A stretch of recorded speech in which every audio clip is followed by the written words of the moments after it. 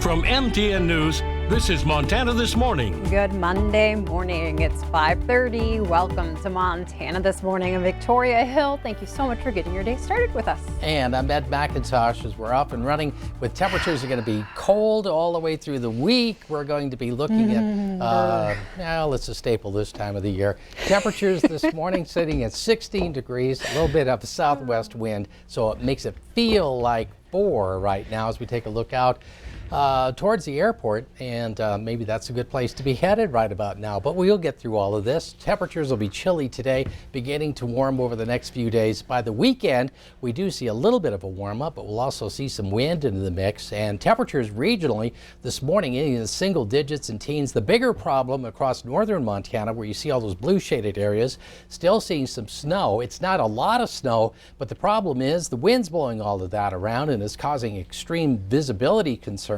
especially in areas from around Lewistown northward, where we have a blizzard warning into effect, winter weather advisories closer to Great Falls up towards Shelby, and then a winter storm warning. Basically, again, travel concerns across the eastern plains, where a little bit of snow is causing some slick roads and poor visibility. Here in southern Montana, we've got readings in the single digits and teens, and by the time we start getting into the afternoon, we'll warm all the way up to a toasty upper 20 to low 30 reading in the Billings area, but we will catch a little sunshine. There are some ups and downs in the temperatures we'll tell you about coming up in a few minutes. Yeah, this morning's temperatures remind me of my daughter, 4 degrees, but pretending to be a teenager, acting like a teen. Yep. All right. Well, we have lots of news, especially all the stuff from over the weekend, lots of it. So I'll get to it. Thanks, Ed. Our top story this morning, recounts and court challenges are on the way, but President-elect Joe Biden is already getting to work. Today, he's expected to announce details of his COVID-19 task force. Biden also plans to unveil a series of executive orders on day one of his presidency to reverse many of President Trump's policies. That includes rejoining the World Health Organization and the Paris Climate Agreement. And with no concession and plans from President Trump to challenge election results, December is an important month. The 8th marks this year's safe harbor deadline. That's when the governors of states where results were contested has to send in a certificate to explain how the state reached its final result. Then those results will be considered when the Electoral College in each state meets on the 14th. Electoral votes must then be delivered to state district courts by the 23rd for Congress to count in January. Votes are still being counted, but already this election has hit a 50-year high for voter turnout. Election experts say there's a few factors that may have contributed, but a big one is states expanding voting access. Due to the pandemic, several states opened up more days for early voting and made it easier to cast a mail-in ballot. Right now, tallied votes account for 62% of the voting age population. The last time that rate was reached was in 1968. Democrats won the presidency in the 2020 election, but they weren't as successful elsewhere. Republicans gained multiple House seats this election, and now the focus of the nation moves to the Senate. CNN's John Lawrence has more. President-elect Joe Biden and Vice President-elect Kamala Harris getting ready to lead the country. I congratulate him, but I'm not going to put aside conservative principles. We're going to fight for the things that we believe in. Now, although President Trump was denied a second term, Republicans didn't go away empty-handed on Election Day. At least 7 Democrats lost House seats while voters helped the GOP hold firm in many suburban areas that Democrats were hoping to win. We're going to have to bring all parts. Our Democratic Party is not as united as I wish it could be some days, and it's going to force us to listen to each other and try to find ways to get some really important things for the American people done. As for control of the Senate, all eyes are on Georgia. Incumbent Republican Senators Kelly Loeffler and David Perdue are in tight runoff races against Democrats Raphael Warnock and Jon Ossoff, respectively. If these Senate races go to the Dems, Kamala becomes the tie-breaking vote, and it becomes much more likely that Joe can push forward the kind of robust agenda our country needs to rebuild right now. But if Senate Majority Leader Mitch McConnell keeps his position, President-elect Biden will likely have to adjust his goals over the next 4 years. I'm John Lawrence reporting. The Peach State hasn't had a Democrat senator in 20 years. And now in local election news, Frank Whiteclay will be the new chairman of the Crow Tribe, defeating incumbent A.J. Not Afraid by more than 500 votes. The tribe released unofficial results yesterday. It's not just the top post. The entire executive branch will be led by new people. Lawrence DeCrane was elected as the tribe's new vice chair, defeating Paul Hill by just over 150 votes. In the secretary race, Levi Black Eagle defeated current Vice Secretary Sean Backbone, and Janice Whiteman beat Yvonne Little Light Medicine Tail Jr. for vice secretary.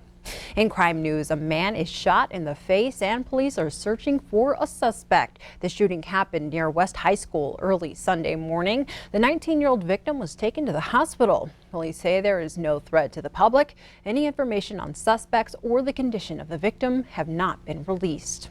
A woman is taken to the hospital after falling 20 feet from atop the Billings Rims. She was heard screaming for help and someone called 911 just before 8 o'clock Sunday morning.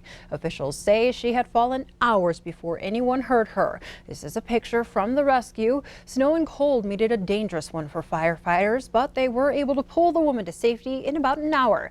They say she was conscious and talking when she was taken to the hospital. The busy Sunday morning continued for first responders when a house fire broke out on the West End. Firefighters were able to put out the flames at 3825 Tohey Lane just before 7 a.m. No one was home at the time. The fire caused over $50,000 in damages, and the cause is still unknown. And check this out. Firefighters were able to rescue a pet rabbit from the fire. They posted this picture on their Facebook page, giving it oxygen. Turning now to the latest on the pandemic, Montana will likely cross the 40,000 case mark today. Yesterday, health officials announced 188 new positives in Yellowstone County and 18 in Bighorn County. The state also announced 3 more deaths, 2 in Deer Lodge and 1 in Missoula, bringing the total to 474. In Bozeman, Montana State University is dealing with an outbreak, diagnosing 212 cases last week. Officials say capacity is being pushed to the limit, and they're searching for additional housing to quarantine students. The university has reported 725 cases of COVID-19 since August 1st. Gallatin County officials say as the numbers continue to climb, contact tracing has become even more difficult to keep up with, both on campus and off. Our testing system is showing signs of stress. We're hearing about longer waits for specimen collection. We're seeing more demand there. At MSU, there's testing sites going on, as well as the people working in the labs, working very hard every day in the labs to get results. Nationally, last week was the worst week of the pandemic. Saturday, 130,000 new infections were reported. That is the most since the pandemic began. Close to 10 million confirmed cases have been reported in the U.S. More than 237,000 people have died, and that is the most in the world. With that spike, some states are reinstating restrictions on indoor dining. Restaurants are already reeling, and with huge financial strain, they're trying to find innovative solutions to keep their doors open. Reporter Ashar Qureshi shows us how. As temperatures drop, restaurant owners are scrambling to find new ways to keep patrons coming back to eat in. What you're seeing are local mayors trying to incentivize and help restaurants winterize their outdoor spaces and really doing whatever they can to encourage outdoor dining. But with indoor dining shut down in many places across the country, geodesic domes or igloos, tents, and mini greenhouses are popping up to help keep diners warm and safe. 49% of full-service restaurant operators say they are taking actions like installing tents or patio heaters to extend their outdoor dining season. Restaurant owner Sophie Hooterstein and her staff built 14 4x6 greenhouses for outside her restaurant. The idea was inspired by an installation in Amsterdam. Each one can accommodate 2 to 4 people and is helping sustain her business while indoor dining is restricted. Safety experts say this type of seating can help keep people safe if there's frequent cleaning and ventilation. California resident Sarah Moffat dined inside a greenhouse for the first time. I don't know if we're going to have a sense of normalcy ever again, but to have moments that you can share with friends and your close loved ones in a safe environment is kind of amazing. The city of Chicago challenged designers from across the country to propose winter dining solutions. Atlanta-based national design firm ASD Sky created a modular cabin inspired by ice fishing huts that would fit inside the footprint of a parking space. The goal, create a reason to stay instead of taking out. People just want an experience. That's what we're lacking right now. So that was the driver behind, creating this idea. Urban development designers Neil Rendell and Flo Meditel were inspired by Legos with their block party concept. The compact, heated two-seater eat-in modules can be deployed and retracted. Much like how you would previously push tables together, the idea would be that these frames of two could be connected in increments of two, and you could have, larger or smaller groups based on that. It's something they say could be utilized anywhere in the country. It was really meant to be user-friendly and kind of fit the needs of the restaurant wherever it is. And with 40% of restaurant owners worried about staying in business through February, many are banking on futuristic dine-in concepts to help them brave the uncertain winter ahead.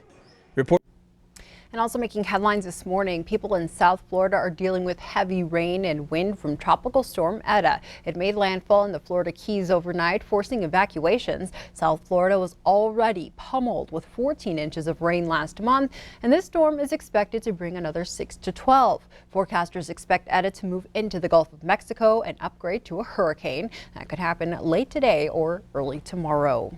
Jeopardy host Alex Trebek passed away yesterday after battling pancreatic cancer for nearly 2 years. He presided over the beloved quiz show for more than 30 years. The program tapes weeks of shows in advance. That means the late Trebek will be delivering trivia questions to the nation for a few more weeks. The episodes will air through Christmas Day. Trebek died at home early Sunday with family and friends at his side. He was 80 years old.